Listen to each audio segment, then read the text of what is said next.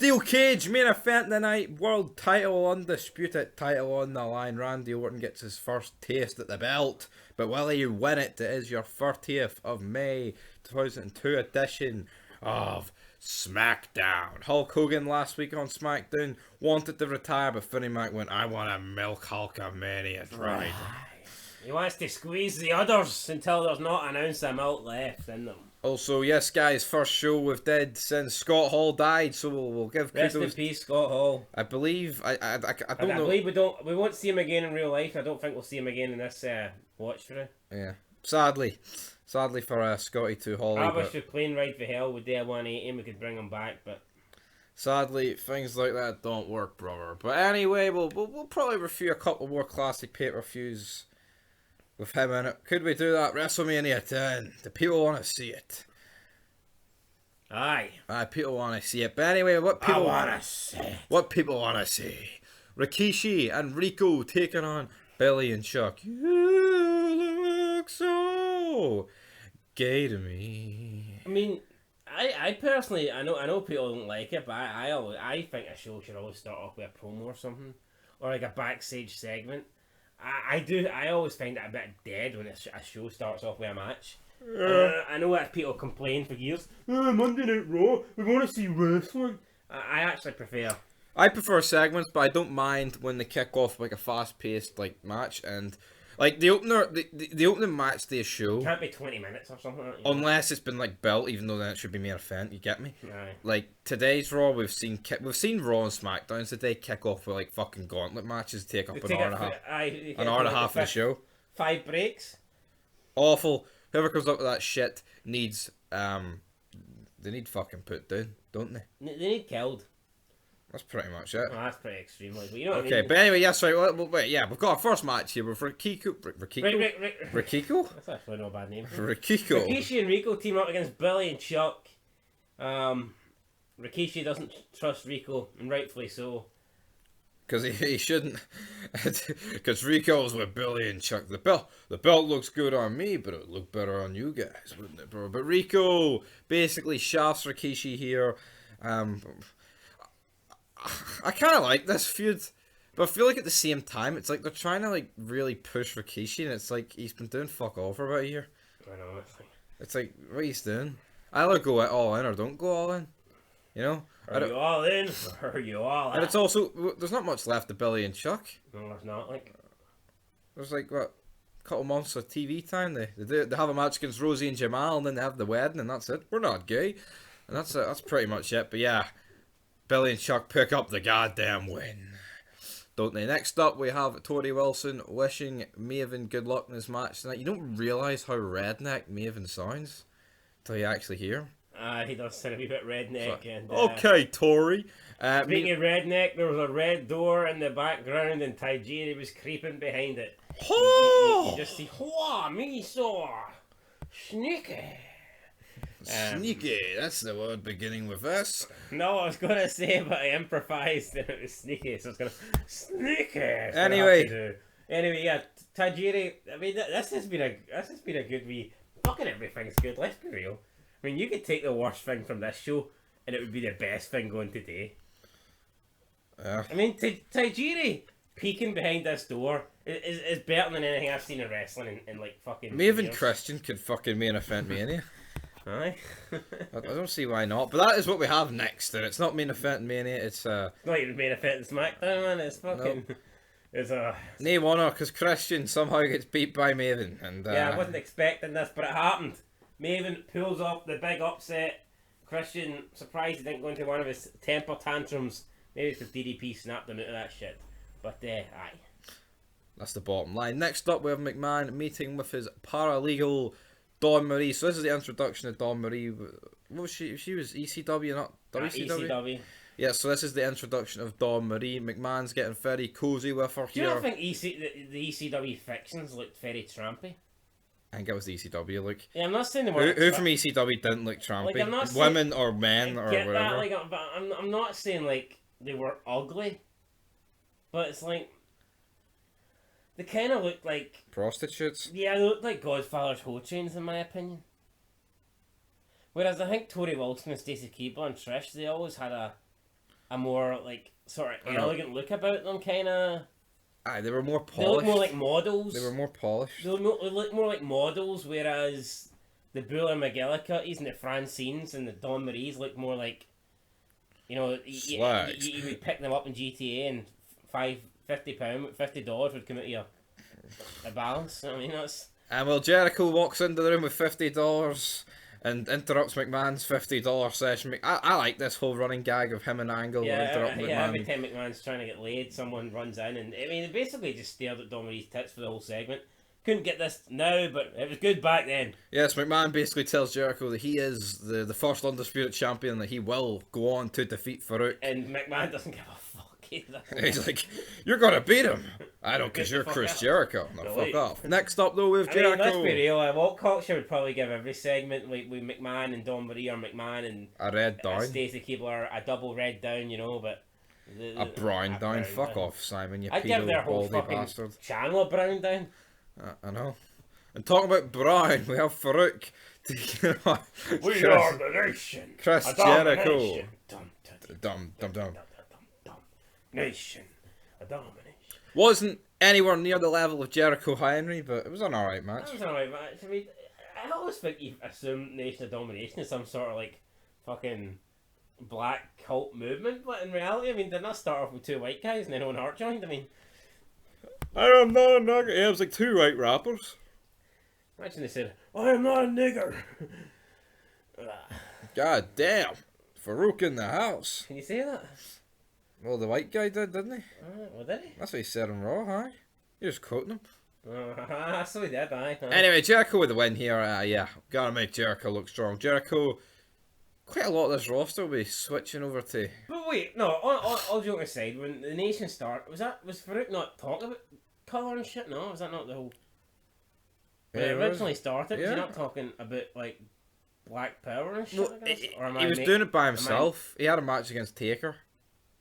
And he kind of had those guys in his corner. But at the start, it was just him and a bunch of white guys. In, like, 97. Then after he lost... was it, like, reverse slavery? No. No, but he had white guys working for him? No, it was kind of just weird. Okay. But next up, we have... I need to learn my 1996 wrestling. Seven.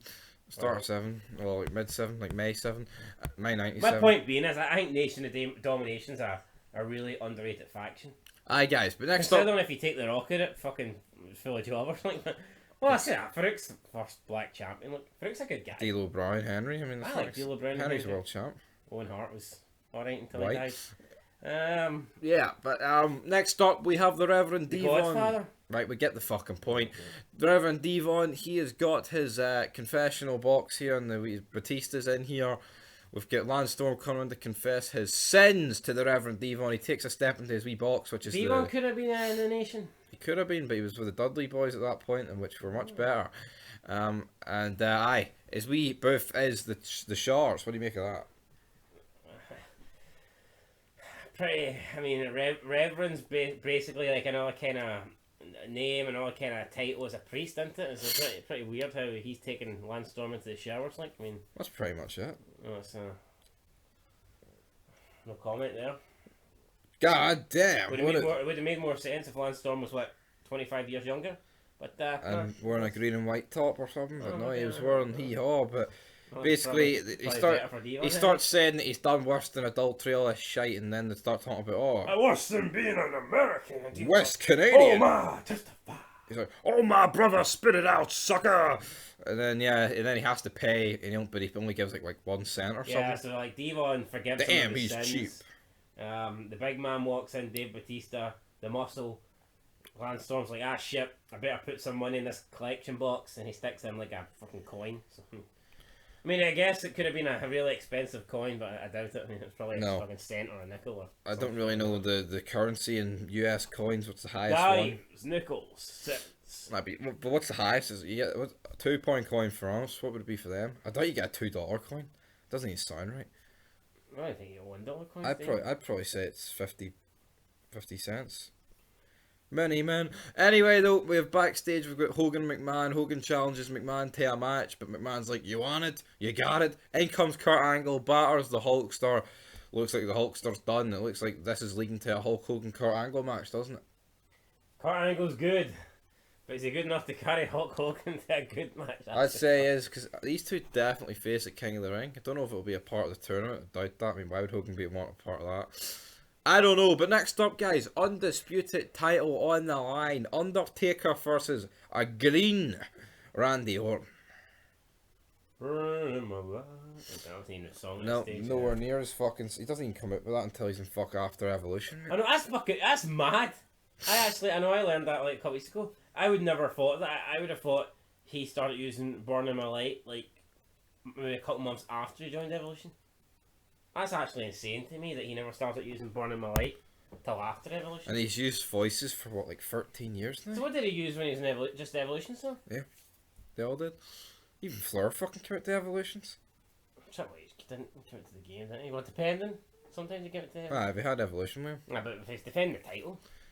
Very true, that. But yeah, I mean, Orton gets a lot of offense. There's actually quite a few near falls. Yeah, it looked like Orton was about to beat Undertaker. But the gist is here, Taker buries him. Well, not buries him, but he bars him. He doesn't bury him, like, he makes him tap out with that chokehold kind of, whatever you call it, dragon chokehold. Aye, Hell's Gate with crack on it. Alright, there you go, boom. Boom. Next up we have Chavo Guerrero, a guy we hadn't seen. Since the last time I seen him, he was late in Austin Barton.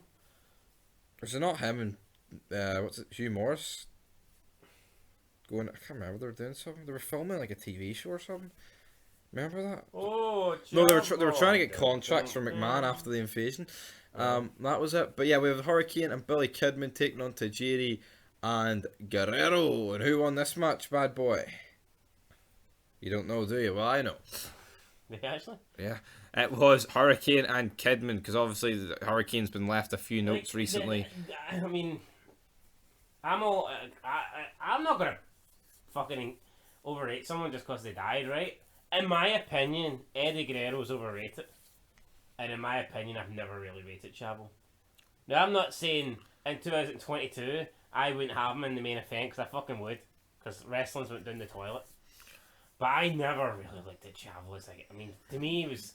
I didn't have a problem on the roster. But I always thought when Eddie was in his teammate, I felt like he's definitely holding Eddie back. No, I totally get you, but do you know, like, this is like the worst match on the card. No, but just look at the names in it. Like, I'm not saying these are fucking quality names, but you get my point. Yeah, but see with Chavo, maybe I'm being harsh on the guy, but like, see when I think of all the tag teams from around this era, I would say the Guerreros were the one where I looked at the most and I thought, damn, he's holding him back, or he should. And I'm not. And I've just come out and said I don't think Eddie Guerrero was all that great. Like, but he was clear Chavo. Like I don't remember looking at Dudley's and going, "Oh fuck, he needs to get away from him," or the Hardys. I don't know, or Edge and Christian. Definitely. Do you agree with that statement, or? Yeah, I always held Eddie. Well, just even up to this point, fuck, Chavo's not been on the roster. Guerrero's come back, feuding with Austin, Van Damme and shit. You know what I mean? Next up, though, we have Triple H versus Testing. Good match here, Triple H, though. Tell you what, Triple H, see, since he's jobbed out to Hogan, he's fucking been holding a few L's. I know, but... Poor for Jericho, he had to beat him, like. Oh, Tell you what, that was a pointless Hell in a Cell. Okay. Couldn't let Jericho in there, damn it, you know, fuck. Gotta bury that guy. Nah, I mean, people say about Triple H's fucking, you know... Ego. The reign of doom and all this shit, the reign of terror, but fuck, maybe he earned that reign of terror, to be honest, because he has put some people over, albeit not clean, like. But I mean, see if you'd asked me a question, Triple H in 2002 put over Test and Devon in the space of a month on SmackDown, I'd have said bullshit to that. And a really close match with fucking Lance Storm as well. Aye, competitive match with But like, see if you look at his reign. And see, think about it, the only reason he lost, it was psychology, it was selling injury. Exactly. Because, like, I mean, that's not, I mean, he cheated, he essentially did cheat to win the match. I know. Lance Storm was about to beat him. Exactly. And then he pushed the ref into the ropes, and then Lance Storm, I mean, I guess you could say, oh, that's good ring psychology, whatever, but... But here, guys, did he cheat, did he win? If a heel did that, GR would be saying, he cheated, he pushed the ref into the ropes. That bastard. But anyway, guys, The Undertaker comes out and absolutely lays waste to Triple H. That's after Test has beat him. Exactly. Lance Storm causes a distraction, Test hits the big boot, and it's good night, Triple H. So it wasn't like a complete, like, Test still beat him. Aye. Kind of belonging at a late '99 Is when it- Triple H really should have been feuding with Test, but It's not. Yeah, that never really. That never materialised. No. It was kind of like, oh, Test is the husband that's been jacked at the altar, and then next minute it kind of just turns into a McMahon Triple H feud. which And I had no Test problems just, with. and Test just kind of fades into the background. But I would say Test's a hell of a lot better now than he was back then. Oh, aye, yep. Don't think he was ready for a big match against the Triple Sir. But he is now. But yeah, like, I mean, it's not as if Undertaker came out, hit about 10 tombstones on Triple H, and then Test crawled over and got the shoulder on top of him. Like, that's, I mean, it was a wee slight distraction for Lance Storm in a big boot. So. And then a beat down after the match for Undertaker, but we are close to our main event. But before our main event, we got a couple of promos. Big Valboski basically telling This wasn't Edge. bad, but it just felt weird. Why is Val Venus coming in and just... I know it's weird. It's like, see when he does these backstage promos and shit, he's like half in his voice, half not. He's half in character, he's like, half like... Hello, Edge. You gonna beat the big Kurt? But I mean, it wasn't bad. I don't see what it added. Like, There's something off about it, but the Angle promo, I mean, Angle's Angle, so it worked. It's kind of like they needed Edge to explain what he was going to do, and they didn't want him to Do it to himself, so like foul. or like do an interview. So go in there. Yeah, probably because they're probably thinking we're going to have an Angle interview, so we don't want an Edge interview. yeah, Which I guess is kind of cool. I like that. Whereas nowadays it would have just been, oh, you're speaking with this guy, the Irish dude, and then 2 seconds later, you're speaking with the blonde woman. Both whose names I can't remember because they're completely fucking irrelevant. Both pish, but what I can certainly remember is Kurt Angle Edge. Steel cage match, brother. Good match, we've got blood, we've got an interference from Hulk Hogan, some spots. Like, you're basically guaranteed to get like a Kurt Angle moonsault off a steel cage, aren't you? Yeah. Was it the best match of their lot? Or are you still giving that to Backlash or Judgment? I don't know, I mean, I probably prefer Backlash, but they've also had some great tag matches where other people have won in there. You know what I mean? Even their King of the Ring match last year I'd was say good. this one's probably better than Judgment Day. Yeah. But what I liked about this is Angle rubber beats Edge, but then It Hogan doesn't comes count, out because Hogan and sits so fucks him back in. it's like Edge gets a win, but Angle doesn't look too bad, and I guess it was a rubber match, but it's kind of 2-2 now, okay? Yeah. But yeah, no, great match to end off SmackDown. Kurt Angle. I don't think Kurt Angle's going to have a bad match. I mean, really, who would you need to put in the ring with Kurt Angle for the match to be bad? And I mean bad. Baron Corbin. He was done. Yeah, I mean. But it's fucking weird. See Angle back here. He was never a giant. Oh, fuck me, he looked alright. He was a bit shorter He than fucking shrunk. he was a bit shorter than the guys that are like 6'3", 6 foot. He was a bit shorter than your Triple H's and Rocks and stuff. But he didn't look. But fuck man, now he looks a bit on par with Rey Mysterio. I I mean, know. what's happened, man? See, when he teamed up with the Shield. He was fucking swimming in that body armor. He was like. They should have pushed him then. He fucking did it. Did they not do a 450? He didn't do a 450 for fuck's He sake. fucking did. Shane McMahon did a 450. No, Kurt Angle did a 450. aye. No, he did He not. fucking did. How many painkillers did he take to attempt that? I think he did. Fucking ball. I'm googling it after this No, he video. didn't. I think he Anyway, guys, we're here for our SmackDown rating. I will give this SmackDown. I'm giving it an 8. I'll give it an 8. Am I allowed to give it a 0.5? I would give it a 7.5 to be honest. No, I'll give it an 8. But but Great main event. go what you want. But Great main event. Some good segments. I mean, Triple H Test was pretty good. Jericho Farouk was, decent. Tag match was decent. Both tag matches were alright. not one thing bad. Again, the Tajiri thing was funny. Yeah, I mean, if you go through this card, I mean, there was not one. I mean, it's as weird as it is. If you go through this entire card, probably the weakest thing on it was the McMahon Hogan backstage segment. Which is mad. Or maybe the Hurricane Kidman Tajiri tag match. But, I mean, apart from that, yeah, no, I'd give it an 8. To be honest, I think 7.5 would be extremely harsh.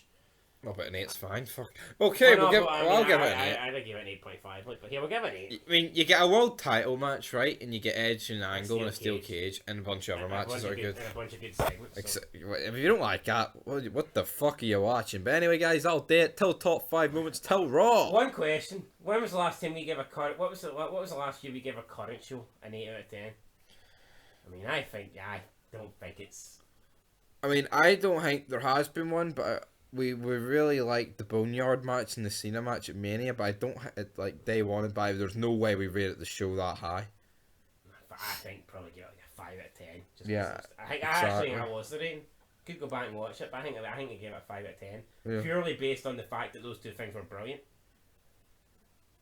Yeah. But, I mean, everything else is kind of pish, sorry. And that's the bottom line. You know? But anyway, guys, until next time, 8 out of 10. Boots. There.